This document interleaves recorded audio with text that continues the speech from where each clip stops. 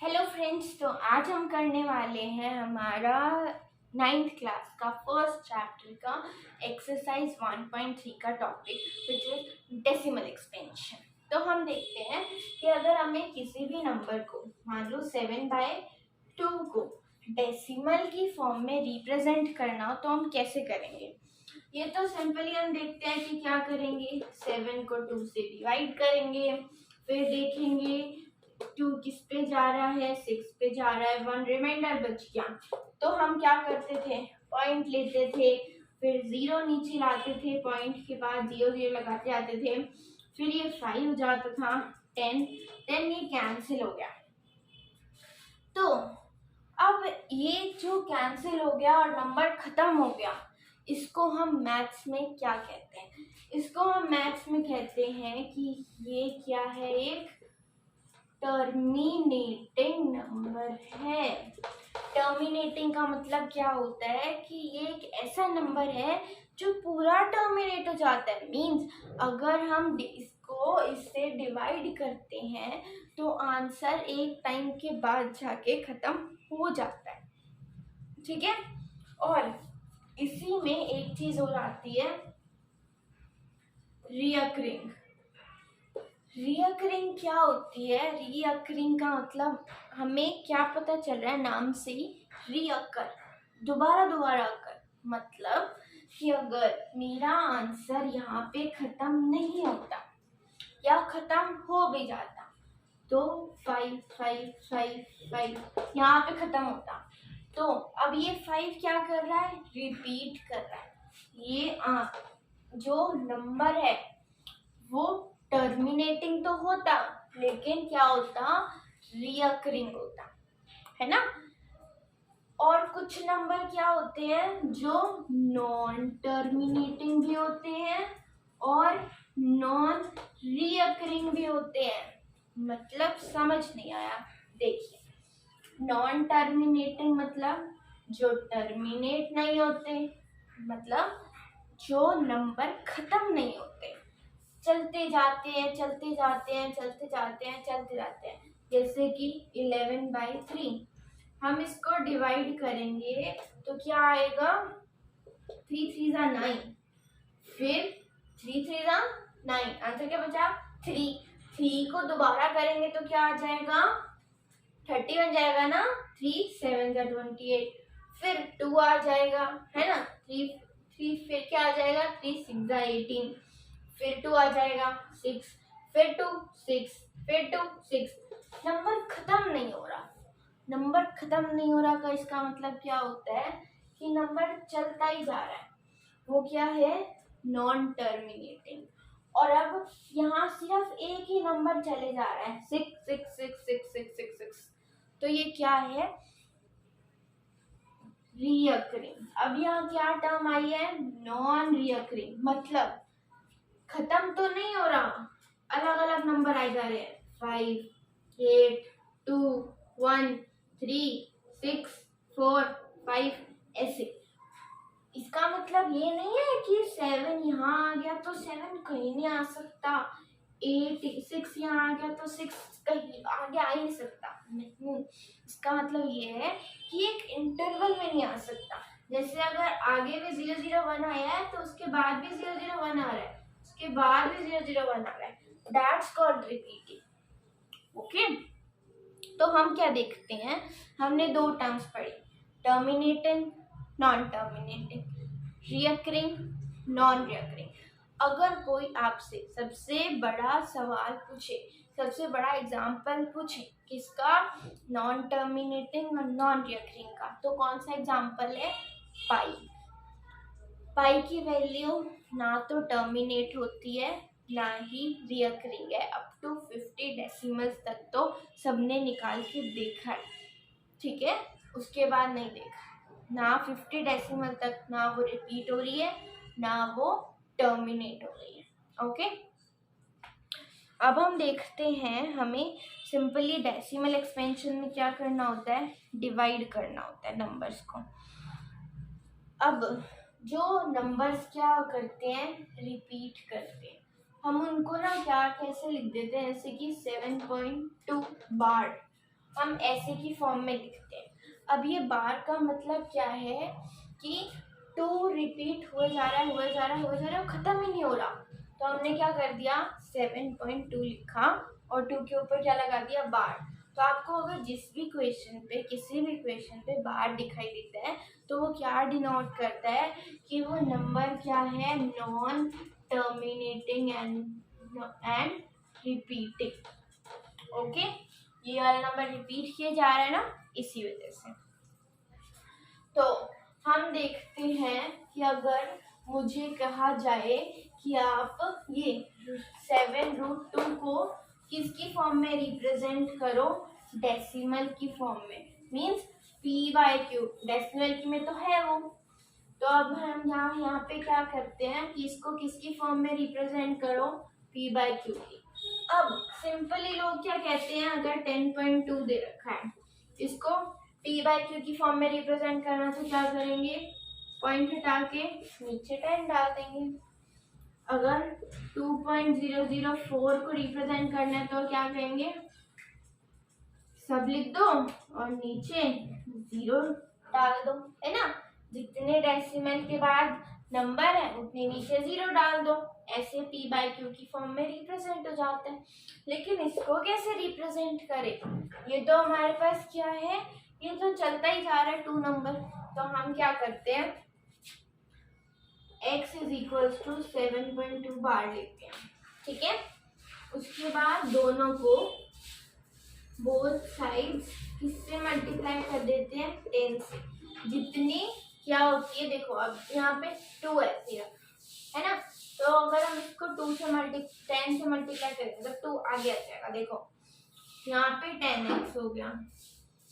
जब हम 7.2 बार को 10 से मल्टीप्लाई करेंगे तो एक डिजिट आगे आ जाता है ना, क्योंकि देखो अगर मैं इसको 10 से मल्टीप्लाई करूंगी तो 0 से 0 कैंसिल होके ये पूरा नंबर बच जाएगा। इसका मतलब क्या हुआ, अगर मैं इसको 10 से मल्टीप्लाई करती हूँ तो इसका पॉइंट हट के पॉइंट पीछे लग जाएगा एक डिजिट के बाद, है ना। लेकिन अगर 100 से मल्टीप्लाई करती हूँ तो 2 के बाद लग जाएगा। इसका मतलब क्या होता है, जैसे जैसे हम 100,000 से मल्टीप्लाई कर जाते हैं वो वाली डिजिट आगे आ जाती है और पॉइंट पीछे चला जाता है। तो यहाँ पे क्या होगा, 7.2 बार, 72.2 बार। अब क्या करना है, इस पे डालना है इक्वेशन 1, इस पे डालना है इक्वेशन 2, और क्या करना है, दोनों को सब्ट्रैक्ट करना है फ्रॉम इक्वेशन 2 to 1। दो दूसरी में से फर्स्ट वाली को माइनस करना है, तो माइनस करेंगे हम 10x - x और 72.2 बार माइनस 7.2 बार। तो ये क्या हो जाएगा, यहाँ पे तो सिंपली आ जाएगा 9x। यहाँ पे क्या आएगा, देखो 72.2 बार और 7.2 बार। अब 2 बार से तो 2 बार कैंसिल हो गया। अब 12 में से 7 गया तो कितना आता है, 5, है ना। तो यहाँ पे 6, तो यहाँ पे क्या आ गया, 65। अब यहाँ x था तो ये 9 नीचे आ गया। हमने क्या किया, 7.2 को रिप्रेजेंट कर दिया किसकी फॉर्म में, p/q की फॉर्म में। तो हम ऐसे रिप्रेजेंट करते हैं क्वेश्चंस को p/q की फॉर्म में, अगर वो किसमें होते हैं, बार वाले क्वेश्चंस होते हैं। ओके, जैसे कि हमें गिवन है, हम स्ट्रिक्टली एनसीईआरटी फॉलो करेंगे। और अगर आप कोई बुक फॉलो कर रहे हैं तो मैं आपको बताना चाहती हूँ कि सारी जो क्वेश्चंस पेपर्स होते हैं दे फॉलो एनसीईआरटी, ठीक है। तो अभी हम स्टार्टिंग में तो एनसीईआरटी कवर करेंगे और उसके बाद हम किस पे मूव कर जाएंगे, extra question, sample papers and all. Okay, लेकिन पहले हम सबसे पहले इनिशियली एनसीईआरटी कवर करेंगे, ठीक है। और आपको भी एनसीईआरटी ही फॉलो करनी चाहिए। ओके, हाँ, तो अब हम देखते हैं, जैसे कि क्वेश्चन नंबर 8 है, एक्सरसाइज एग्जाम्पल नंबर 8 है पेज नंबर 11 पे। तो वो क्या कहता है, 1.27, इस पे 27 पे बार है, इसको हमें किसकी फॉर्म में रिप्रेजेंट करना है, p बाई क्यू की फॉर्म में। तो हम क्या करेंगे, इसको 100 से मल्टीप्लाई कर देंगे, ठीक है।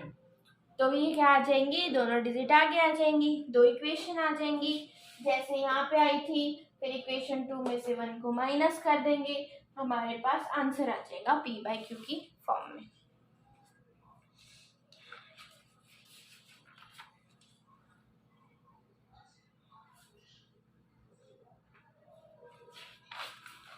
अब हम क्या करते हैं, एक्सरसाइज 1.3 कवर करने की कोशिश करते हैं, जिसमें पहला क्वेश्चन क्या दिया हुआ है हमें, right the following in decimal form and say that what kind of decimal expansion that they have. First part हमें क्या दिया हुआ है,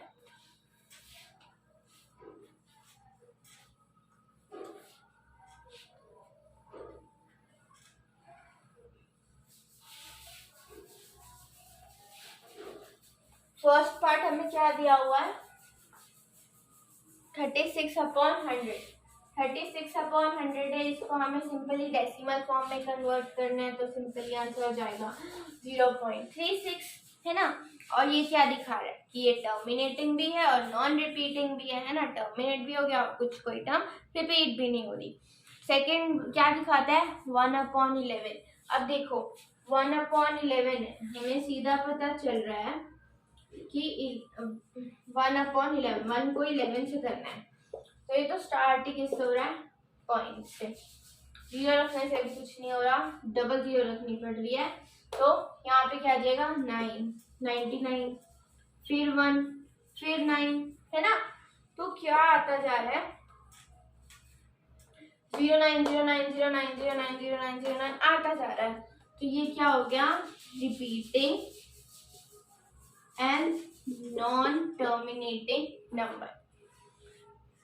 थर्ड पार्ट में वो क्या कहता है, हमारे पास है 4:1/8। 4:1/8, 4:1/8 का मतलब क्या होता है, हाँ ये हमें मिक्स फॉर्म में दिया हुआ है, तो हम क्या करेंगे, इसको फ्रैक्शन की फॉर्म में लेंगे, जैसे कि ये है।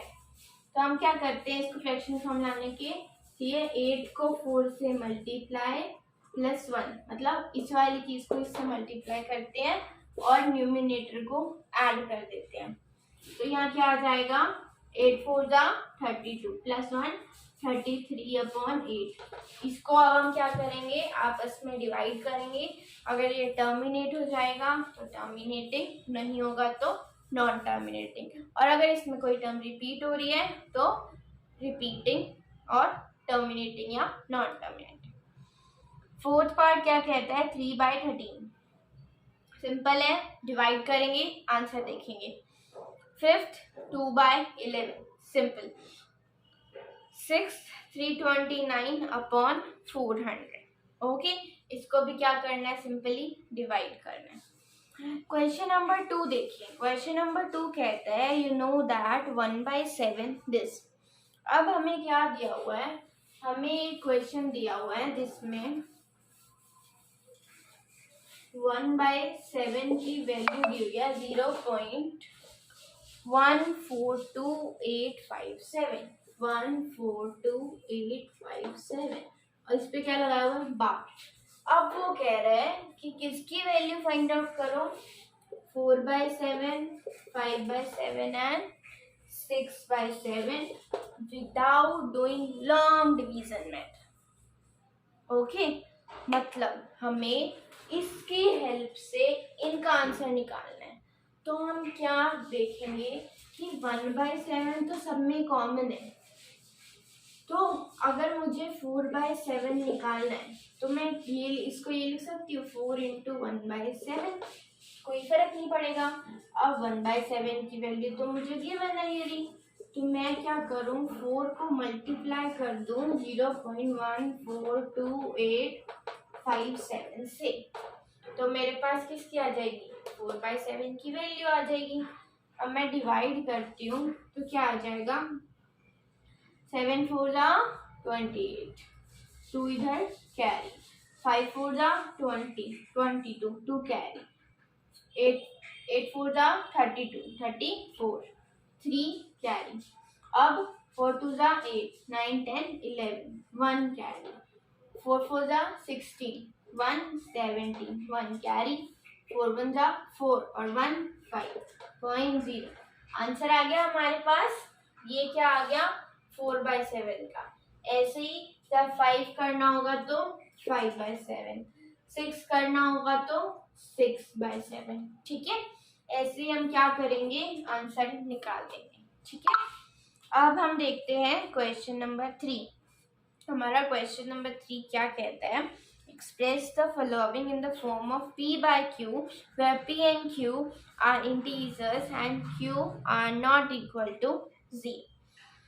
इसमें हमें कुछ डेसिमल एक्सपेंशन दिए हुए हैं जिसको हमें p by q की फॉर्म में रिप्रेजेंट करना है। पहला क्या आ जाता है 0.6 बार। 0.6 के ऊपर क्या है बार है, तो हम सिंपली इसको x के इक्वल रखेंगे, दोनों को 10 से मल्टीप्लाई करेंगे तो ये आ जाएगा, फिर आपस में माइनस कर देंगे तो यहाँ 9x आ जाएगा और यहाँ क्या आ जाएगा 6, तो क्या आ जाएगा 6/9, 2/3 क्या आ गया आंसर आ गया। अब हमें देखना है सेकेंड पार्ट 0.47 बार। 0.47 7 के ऊपर बार। अब हमें दिख रहा है कि 4 एज इट इज है, 7 के ऊपर बार है। सबसे पहले इसको x के इक्वल रखेंगे, फिर 10 से मल्टीप्लाई करेंगे। अब आप कहेंगे यहाँ पे तो डेसिमल के बाद 2 डिजिट है, सिर्फ 10 से मल्टीप्लाई क्यों किया है, हम 100 से भी तो कर सकते थे। नहीं, हम क्या करते हैं पहले कोशिश, जितने भी बार से पहले वाली डिजिट है उनको आगे लाने की कोशिश करते हैं। अब अगर मैं 10 से मल्टीप्लाई करूंगी तो एक ही डिजिट आगे आएगी, मतलब 4 आगे आ गया, 12 डिजिट पॉइंट के बाद रह गई। अब हम इन्हें दोबारा 10 से मल्टीप्लाई करेंगे तो यहाँ 100x हो जाएगा और यहाँ क्या हो जाएगा 47.7 बार। अब हम इसको और इसको माइनस करेंगे, अब इसका कोई रोल नहीं है तो इसको माइनस किया तो यहाँ क्या आ गया 90x और इसमें से माइनस हुआ तो क्या आया 43, तो यहाँ क्या आ गया 43/90 p by q की फॉर्म में रिप्रेजेंट हो गया। अब थर्ड पार्ट आप खुद करेंगे। फोर्थ क्वेश्चन में वो क्या कहता है, एक्सप्रेस 0.9999। अब यहाँ लिखा है 0.99999, तो हम उसको कैसे लिखेंगे 0.9 पे बार और फिर ये ऐसे करके सॉल्व हो जाएगा। ठीक है, फिफ्थ क्वेश्चन क्या कहता है, what can the maximum number of digit be in the repeating block of digit in the decimal expansion 1/17, perform the division to check your answer. हमने क्या करना है 1/17 को डिवाइड करना है और देखना है कि वो कितनी बार रिपीट कर रहा है। ठीक है, अगर वो रिपीट किए जा रहा है मतलब उसमें बार आ चुकी है तो हम देख देंगे कि वो इनफाइनाइट टाइम्स रिपीट हो रहा है। ठीक है, अब हम देखते हैं question number 6। Look at several examples of rational numbers in the form of p by q where p and q are integers with no common factor than other than 1 and having terminating decimals. Can you guess what property q must satisfy? देखो वो कह रहे हैं कि ऐसी कोई वो बताओ जिसमें p by q क्या हो इंटीजर्स हो, लेकिन क्या हो जिनका कॉमन मल्टीपल क्या हो 1 हो, है ना। तो मतलब वो किसकी बात कर रहा है, वो प्राइम नंबर्स की बात कर रहा है ना, प्राइम नंबर्स में ही होते हैं। तो अगर हम लें 46 प्राइम नंबर लें और उनका क्या होना चाहिए, तो हम P23 ले लेते हैं और एक और हमें प्राइम नंबर लेना है तो वो हम क्या ले लेते हैं 5 ले लेते हैं, है ना। अब ये दोनों क्या है प्राइम नंबर है। अब ये टर्मिनेटिंग भी है, नॉन रिपीटिंग भी है। देखो अगर हम 23 को डिवाइड करते हैं 5 से तो ये किस पे होगा 5 4 जा 20, है ना। यहाँ बचेगा 3, पॉइंट लग जाएगा। 6 30, 4.6 टर्मिनेटिंग भी है, नॉन रिपीटिंग भी है, तो 23/5 किसका एग्जाम्पल हो गया जो इसने मांगा है। अब क्वेश्चन नंबर 7 देखें। Right 3 natural numbers whose decimal expansion and non terminating non recurring. हमें 3 ऐसे नंबर बताने हैं जिसका डेसिमल एक्सपेंशन क्या होता है, नॉन टर्मिनेटिंग और नॉन रिकरिंग। सबसे पहले तो इसका बता सकते हैं 1/11 0.999999 है ना, इसको पी बाई क्यू की फॉर्म में रिप्रेजेंट करके 2/3 बता सकते हैं। और क्या बता सकते हैं, अभी हमने ये निकाला था 1/7 है ना, ये भी तो नॉन टर्मिनेटिंग था और नॉन रिपीटिंग था, है ना, non terminating and non recurring. Pi दे सकते हैं, पाई नहीं है। हाँ, अब हम देखते हैं question number 8। Find three irrational numbers between rational number 5/7 and 9/11। अब ये अच्छा क्वेश्चन आया है, हमें क्या निकालना है, 3 इरेशनल नंबर्स निकालना है किसके बीच में, 5/7 और 9/11 के बीच में।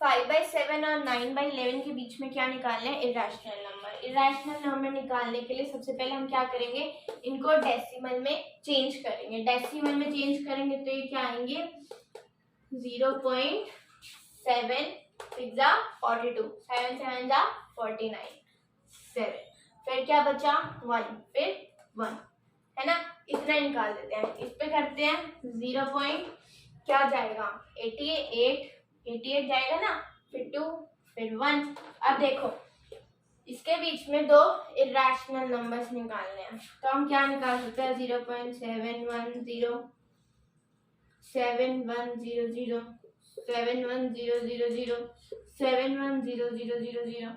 मतलब हमें एक ऐसा पैटर्न ड्रॉ करना है जिसमें क्या हो, वो रिपीटिंग ना हो, मतलब सेम चीज ना हो, ठीक है, वो इरेशनल हो।